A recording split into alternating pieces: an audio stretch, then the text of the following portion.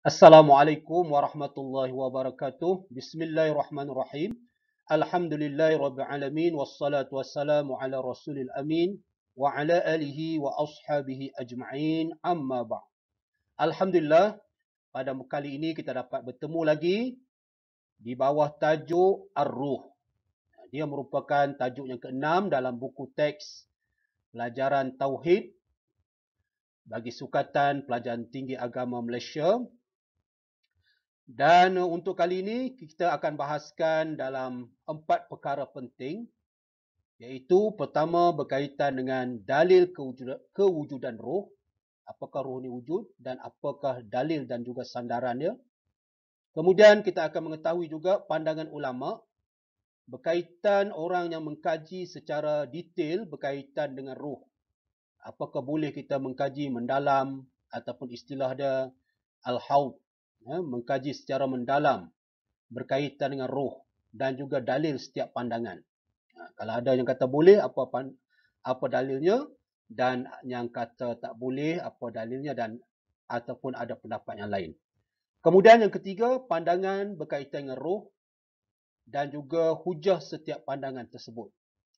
Seterusnya ada pembahasan berkaitan dengan roh, iaitu persoalan di antara tubuh dengan roh yang mana dicipta terlebih dahulu. Itu semua akan kita tahu melalui perkongsian kali ini di bawah tajuk Ar-Ruh. Moga-moga memberi manfaat dan saya nasihatkan kepada para pelajar yang mengikuti perkongsian ini, lebih elok ada bersama mereka ataupun ada bersama anda semua buku teks agar dapat ditanda isi-isi penting dan boleh dijadikan nota untuk rujukan kamu semua. Semoga perkongsian kali ini memberi manfaat kepada semua. Baiklah semua, kita mulakan dengan paparan yang pertama. Iaitu kamu boleh rujuk muka surat 22 dalam buku teks. Dalam paparan ini, kita akan mengetahui dua isi penting. Isi yang pertama ialah dalil kewujudan roh. Bila kita sebut dalil, dia merupakan di antara isi yang amat penting dalam pelajaran tauhid. Mesti dihafal dan pada setiap dalil, perkara utama ialah tuntutan ataupun kehendak isi tersebut mesti ada di dalam dalil tersebut. Macam tajuk kita ini, dalil tentang kewujudan roh. Maka perkataan roh tu mesti disebut dalam ayat Al-Quran. Sekiranya kamu menulis ayat Al-Quran, tiba-tiba perkataan yang menjadi tumpuan ataupun fokus utama perkara tersebut tidak dinyatakan, maka dalil kamu ditolak. Berkaitan dengan dalil kewujudan roh ini, dia merujuk pada surah Al-Isra ayat 85 yang berbunyi A'udzubillahi minasyaitonirrajim wa yas'alunaka 'anir ruh kulir ruhu min amri rabbi. Sekurang-kurangnya sampai sini. Kamu hafal bermula daripada sini sehinggalah min amri rabbi. Sekiranya kamu tidak menghafalnya, yas'alunaka an sahaja roh tidak ada, maka isi dalil kamu itu akan ditolak. Mesti hafal dan perkataan roh ni mesti ada. Itu punya pertama. Kemudian isi yang kedua ialah hukum mengkaji ataupun al-bahsu fir ruh. Mengkaji ataupun dalam kitab lain dia gunakan perkataan al-haud. Al-haud maksudnya mengkaji secara mendalam berkaitan dengan ruh. Ada 5 pendapat yang dikumpulkan. Yang pendapat yang kelima ni dia tidak berada pada muka surat 22 tapi berada di muka suratnya akhir iaitu muka surat 25. Cuma oleh kerana pembahasannya ialah perkara yang sama, dia juga termasuk dalam pendapat-pendapat ulama dan juga hukumnya. Kita lihat satu persatu. Yang pertama, melalui ayat ini, yang surah Al-Isra 85 ini, ada di kalangan ulama memahami bahawa ayat tersebut memberikan kefahaman kepada kita larangan mengkaji tentang roh. Sebab Allah sebut, katakan wahai Nabi Muhammad sallallahu alaihi wasallam, ar-ruh min amri rabbi. Ruh adalah urusan Tuhanku. Makna urusan Allah. Maka di situ seolah-olah adanya larangan daripada membahaskan tentang ruh secara mendalam. Di mana kedudukan dia, apa warna dia, apa bentuknya. Persoalan-persoalan begitu adalah dilarang pada pendapat sebahagian ulama kerana ruh ni adalah minal ghaib allazi ista'sarallahu bi'ilmih. Kerana dia termasuk dalam golongan perkara-perkara ghaib yang Allah simpan pengetahuannya, hanya Allah saja yang ketahui. Oleh demikian, sebahagian ulama berpendapat bahawa mengkaji berkaitan ruh adalah merupakan perkara sia-sia sahaja. Kerana dia tetap kekal menjadi perkara ghaib yang hanya Allah sahaja yang ketahui. Itu yang pertama. Pendapat yang kedua pula juga ada di kalangan para ulama, wa qala ba'dhum al-bahsu fiha makruh. Di sini. Ini pendapat yang kedua. Yang mengatakan bahawa pembahasan mendalami berkaitan dengan ruh, hukumnya adalah makruh. Makruh ni kalau kita tinggalkan, kita dapat pahala. Itu makruh. Dan ini pendapat yang ketiga pula, bermula di sini, iaitu wa minhum, iaitu di kalangan para ulama ada yang berpendapat bitahrimihi, yang mengharamkannya. Ini pendapat yang ketiga. Di kalangan para ulama yang berpendapat sebegini ialah Al-Imam Al-Junaid. Imam Junaid yang berpegang dengan mengatakan haram kita mendetili ataupun membahas secara mendalam berkaitan dengan ruh. Kerana dia adalah perkara sia-sia. Itu pendapat yang ketiga. Kemudian, kebanyakan, al-kathir minal ulama. Ini pendapat yang keempat. Ramai dari kalangan ulama yang berpendapat bahawa tidak ditegah daripada membahaskan berkaitan dengan ruh. Apa pendapat mereka? Mereka mengatakan bukanlah dalam ayat tersebut bukan menunjukkan tegahan seperti mana yang difahami oleh pendapat yang pertama ni. Dia kata dalam ayat tersebut bukan menunjukkan tegahan, tetapi sebaliknya, iaitu suruh kita mengkaji tentang ruh agar apa faedah yang kita dapat daripada mengkaji ruh, iaitu kita dapat mengetahui perkara yang asalnya kita tidak ketahui, seperti mana yang dinyatakan dalam ayat Al-Quran, wa ma utitum minal ilm illa qalil. Bahwasanya ilmu yang diberikan kepada manusia ini sedikit. Oleh demikian, perlu dicari dan diambil faedah daripada ilmu-ilmu yang baru. Itulah ulama pendapat yang keempat mengatakan bahawa mengkaji berkaitan dengan ruh adalah tidak dilarang. Bahkan dituntut dalam mencari ilmu. Kemudian kamu boleh lihat terus muka surat 25 dan akhir tu, muka surat 25 ada satu ayat begini juga menceritakan tentang hukum mengkaji berkaitan dengan ruh. Pendapat ini ialah pendapat kebanyakan ahli sunnah. Pendapat kebanyakan ahli sunnah, aksaru ahli sunnah, apa pendapat dia? Ila annal al-aslam. Annal aslam maknanya pendapat kebanyakan ahli sunnah mengatakan bahawa yang paling selamat, al-aslam maknanya yang paling selamat ialah tidak membahaskan tentang ruh.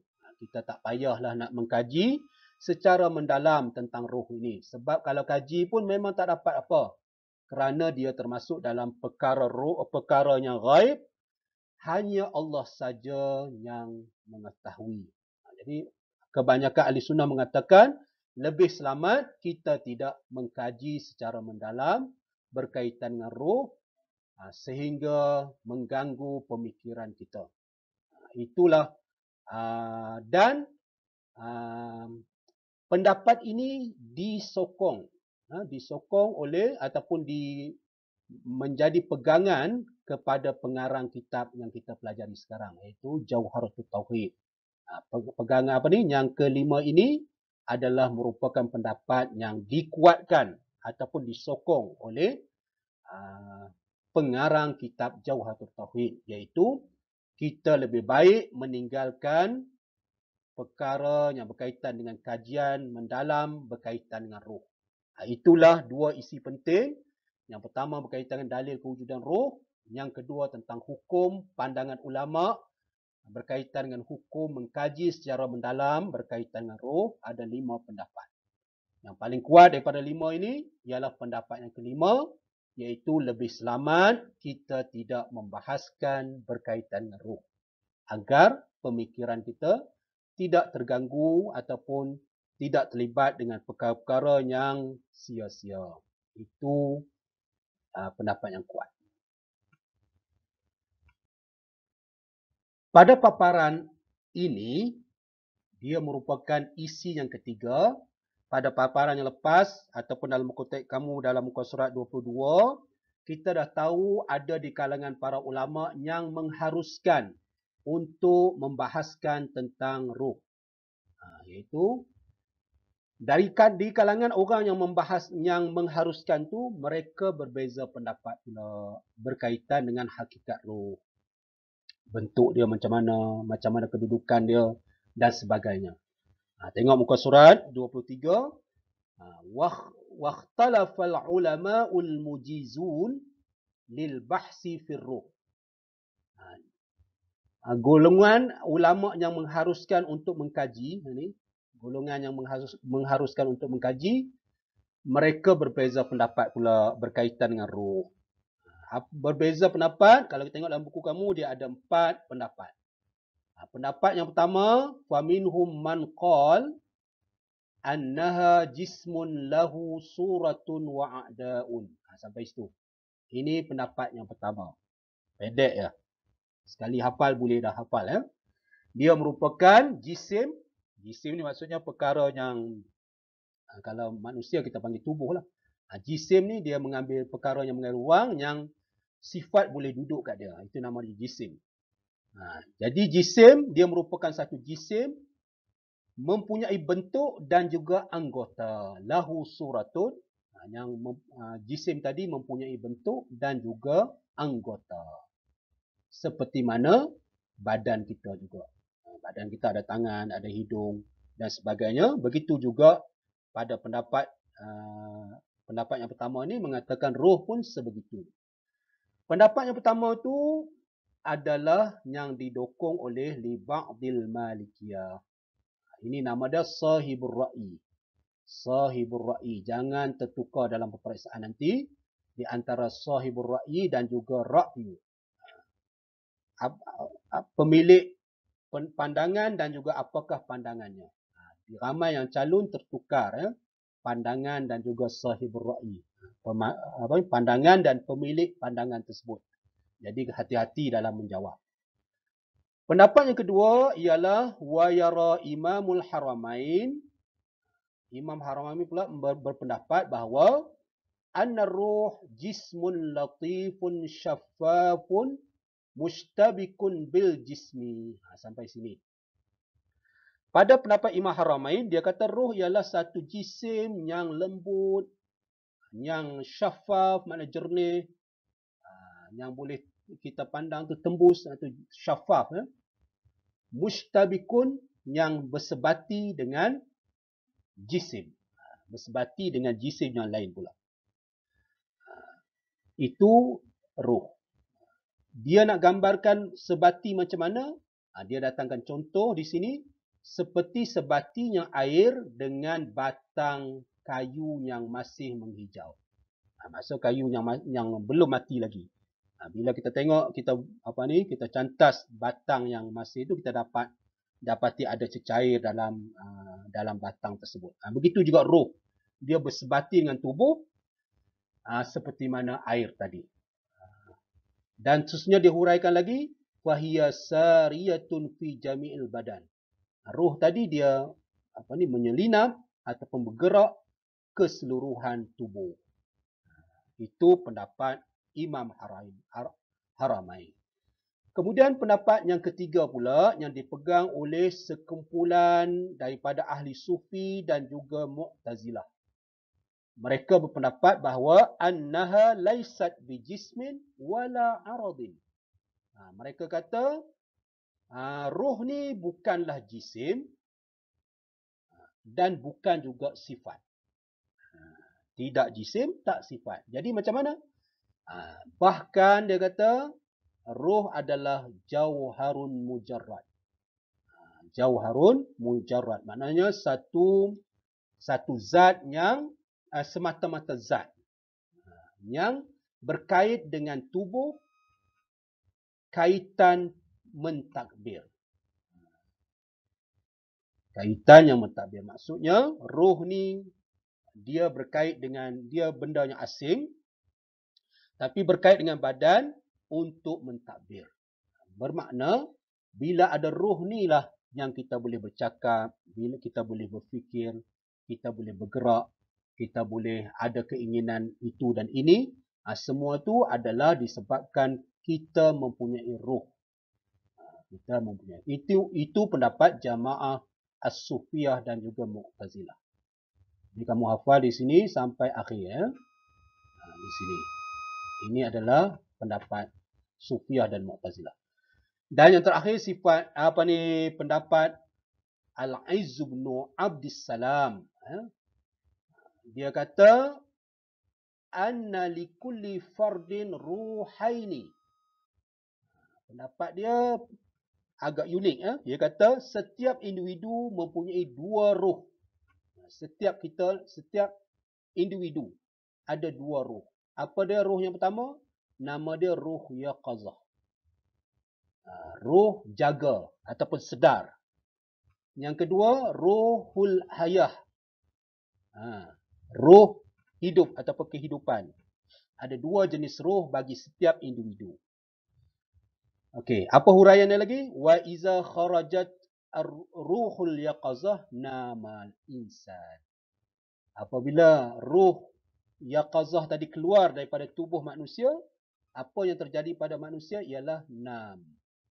Akan tidurlah manusia. Bila kita lihat orang tidur tu maksudnya pada pendapat Al-Izz bin Abdissalam ni roh yaqazah dah keluar.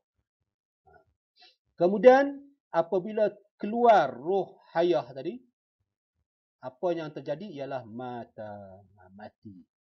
Kalau keluar roh yang kedua tadi, rohul hayah, maka kesannya kepada manusia akan mati. Wala yu'rafu la ya'rifu maqarruhuma illallah. Dan tidak diketahui tempat kedua-duanya. Di mana roh yaqazah, di mana rohul hayah duduk, tidak diketahui melainkan Allah Ta'ala. Itu 4 pendapat berkaitan tentang tafsiran berkaitan dengan roh. Jadi berbeza pendapat ulama. Baiklah, paparan ini ialah kesinambungan daripada pendapat Al-Izz bin Abdissalam yang mengatakan bahawa roh ada dua pada setiap individu, iaitu roh sedar dan roh hidup. Persoalan dia ialah bagaimanakah pendapat ini? Daripada mana dia ambil ataupun apakah sadarannya? Ataupun apakah dalil yang dipegang oleh Al-Izz bin Abdissalam sehingga beliau mengeluarkan pendapat ini? Dalil dia ialah merujuk surah Az-Zumar ayat 42 yang kamu boleh tengok dalam buku teks muka surat 23. Yang fokus kita iaitu Allahu yatawaffal anfusa hina mautiha wallati lam tamut fi manamiha. Sampai sini. Sekurang-kurangnya. Nanti kalau ada soalan berkaitan dengan apakah dalil yang dipegang oleh Al-Izz bin Abdissalam, bermula daripada sini sehinggalah di sini. Itu dalil dia. Dalam ayat Quran ni Allah cerita ada dua bentuk. Yang pertama mati, yang kedua tidur. Seolah-olah ada dua roh pada setiap individu. Cuma pendapat Ibn Abdissalam ini ditolak. Ditolak oleh para ulama yang lain yang mengatakan bahawa ayat ini bukanlah berkisar nak cerita tentang setiap manusia tu ada dua roh. Tetapi kehendak ayat tersebut ialah menceritakan bahawa innama hiya ruhun wahidatun wa syubbihan naum bil maut li'adamit tamyiz. Cuma ayat ni nak cerita bahawa ada satu saja roh dan persamaan di antara tidur dan mati ialah adamit tamyiz. Allah nak cerita dalam ayat melalui ayat ni ialah persamaan tidur dengan mati, iaitu kedua-duanya tidak ada kemampuan untuk membezakan. Ini juga boleh keluar soalan ya. Apakah persamaan ataupun bentuk persamaan mati dengan tidur? Jawapannya, kedua-duanya tidak mempunyai li'adamit tamyiz. Itu juga boleh dijadikan soalan. Kemudian isi yang kelima dalam paparan ini juga yang boleh kamu rujuk muka surat 23, masih lagi muka surat 23, ialah apakah hikmah Allah tidak melarang berkaitan dengan roh. Kita mengkaji tentang roh. Ada ulama yang berpendapat sebegitu. Jadi mereka mengatakan apa hikmah Allah tidak melarang kita mengkaji tentang roh. Jadi jawapan dia ialah di sini ya. Liyastafidu minal bahsi fiha fi syu'uni hayatihi. Sampailah di sini. Ini sekarang tu ada dua ya. Yang pertama, agar bila manusia mengkaji tentang roh tadi, dia dapat faedah daripada pembahasannya berkaitan dengan roh. Asalnya mereka tidak tahu, mereka akan jadi tahu. Yang kedua, bila mereka mengkaji tentang roh, di situ mereka akan menjadi tanda ya, roh tu menjadi tanda tentang ataupun ke atas keimanan kepada Allah. Ya, roh ni berada dalam tubuh kita tetapi tidak dapat diketahui secara detail. Apatah lagi tentang Allah Subhanahu Wa Taala. Jadi roh tadi merupakan ayatan, menjadi tanda untuk kita bertambah lagi keimanan kepada Allah Subhanahu Wa Taala. Itulah dua hikmah yang dinyatakan yang dikemukakan oleh pendapat ulama yang mengharuskan kita mengkaji secara mendalam berkaitan dengan roh. Dan perkara itu disokong dengan ayat Al-Quran yang mengatakan Allah suruh kita mengkaji ya tentang wa fi anfusikum afala tubsirun. Dan berkaitan dengan diri kamu, adakah tidak kamu meneliti dan berfikir? Di sini ya. Mula daripada awal sampailah sini, itulah dalil yang menunjukkan bahawa mengkaji berkaitan roh mempunyai hikmah-hikmah tertentu. Kerana dia termasuk dalam umum ayat Al-Quran yang menyuruh kita semua untuk memikir, meneliti berkaitan dengan diri kita sendiri. Termasuklah roh. Itu pegangan ulama yang mengharuskan mengkaji secara mendalam berkaitan dengan roh. Okey, kita dah berada di paparan yang terakhir bagi tajuk roh ini, iaitu di bawah tajuk hudusur roh. Iaitu menjadi isi yang keenam, roh adalah makhluk, yang boleh kamu rujuk muka surat 24. Dalam tajuk ini, isi yang berkaitan dengan tajuk ini ialah, yang pertama kita kena tahu bahawa semua para ulama bersepakat. Ini. Ajma'al ulama ala hudusir ruh. Sepakat para ulama keseluruhannya, sepakat atas apa? Bahawa roh ni adalah makhluk. Hudus, perkara baharu. Bila baharu ni maksudnya ada permulaan. Bila ada permulaan maksudnya ada penciptanya. Oleh sebab tu dia dinamakan hudus, makhluk. Ya?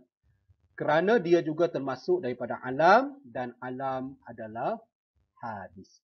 Iaitu ada permulaan dan perkara yang dicipta termasuk dalam perkara yang dicipta oleh Allah Subhanahu Wa Taala.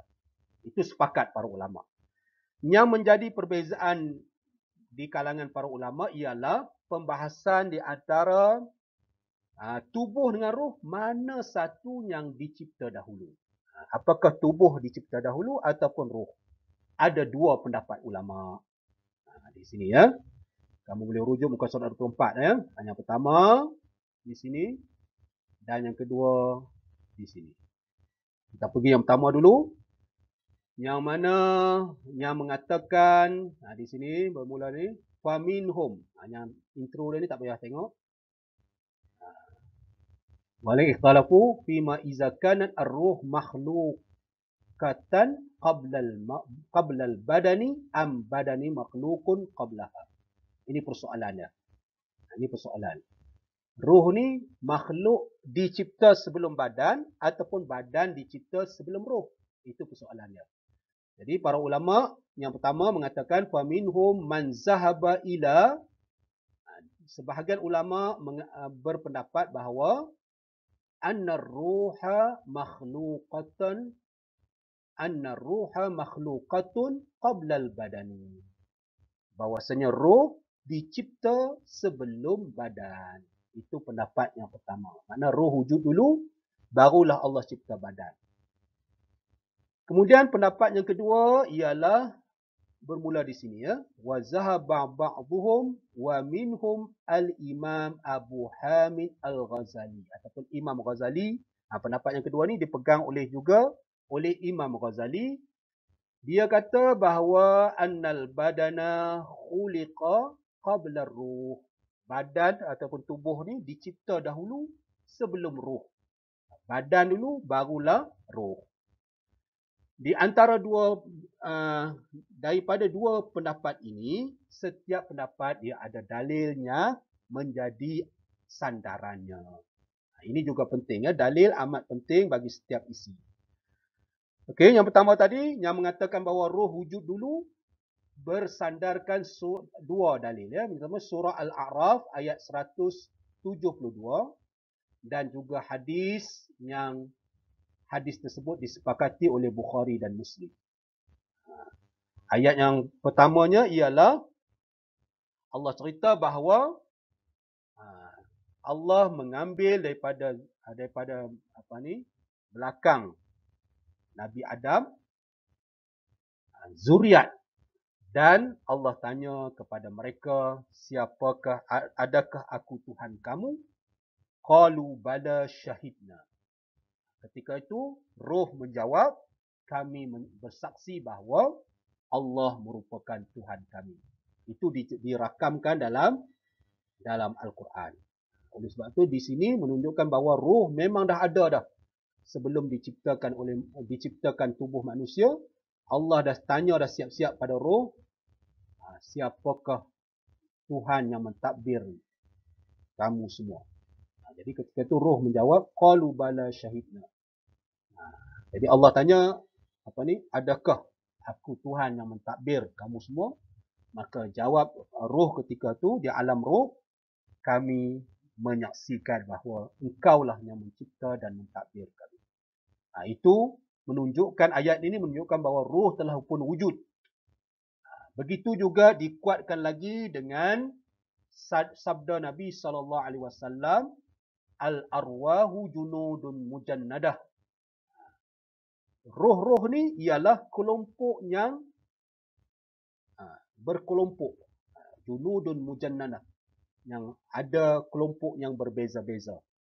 Yang mana apabila kelompok tu sama, sama dia punya kecenderungannya, mereka akan jadi rapat. Sekiranya lain kecenderungannya, mereka akan melarikan diri, tak duduk bersama. Jadi melalui hadis ini menceritakan bahawa roh tu memang dah ada, Allah cipta dalam bentuk kelompok-kelompok yang berbeza-beza. Itu merupakan isi yang ketujuh bagi pendapat yang pertama. Kita masih lagi dalam isi yang ketujuh. Kita lihat sandaran bagi pendapat yang kedua pula, yang dipegang oleh Imam Ghazali, yang mengatakan tubuh tu lebih dahulu dicipta berbanding roh. Apa pendapat dia ialah, sandaran dia ialah bersandarkan kepada hadis Rasul SAW yang menceritakan peringkat-peringkat ciptaan manusia yang menjadi fokus kita ialah ni. Allah dah cipta manusia, proses dia tu daripada air mani menjadi alaqah, kemudian jadi mudghah, kemudian ketika tu barulah bila dah tubuh dah ada, barulah Allah tiupkan roh. Allah suruh para malaikat tiupkan roh dalam tubuh. Oleh sebab tu pendapat yang dipegang oleh Imam Ghazali ni mengatakan bahawa badan dicipta dahulu barulah ditiupkan roh. Cuma pendapat ini ditolak dengan mengatakan bahawa tidak semestinya. Ini di sini. Di sini ya. Tengoklah muka kamu bawah sekali, muka surat 24 bawah sekali. Pendalilan kumpulan yang kedua dengan hadis tiupan roh fa mardudun alaih. Ditolak ke atasnya. Macam mana penolakan tu? Dia kata bi anna nafkha la yufidu al khalqu fi waqtin nafkh. Tiupan tu tidak menunjukkan bahawa penciptaan pada waktu tiupan.